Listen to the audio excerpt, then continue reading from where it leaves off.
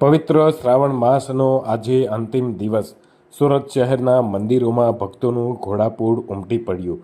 શહેરના અડાજણ સ્થિત ગંગેશ્વર મહાદેવ મંદિરમાં ભક્તોની લાંબી કતારો લાગી। મંદિરો હર હર મહાદેવના નાદ સાથે ગુંજી ઉઠ્યા। ભક્તોએ જળ, બિલીપત્ર, દૂધ વગેરેથી અભિષેક કરી અને ભગવાન શિવની પૂજા અર્ચના કરી। શ્રાવણના અંતિમ દિવસે મંદિરોમાં મહાપૂજા સહિતના અનેક કાર્યક્રમોના આયોજનો થયા છે।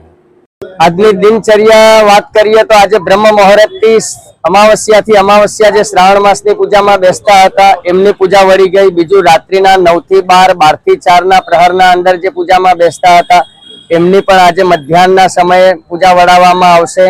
બીજું આપ જોઈ શકો છો મંદિરના હનુમાનજીના પાછળ તો ત્યાં આપણે દર શ્રાવણ માસની અમાવસ્યાએ મહાપ્રસાદીનું આયોજન કરવામાં આવે છે ગંગેશ્વર મહાદેવ મંદિર ટ્રસ્ટ દ્વારા। એમાં ઓછામાં ઓછા 25 થી 30 હજાર ભક્તો બેસીને, બુફે નહીં પણ બેસીને લાભ લે છે અને આ પરંપરા 26 વર્ષથી ચાલતી આવે છે।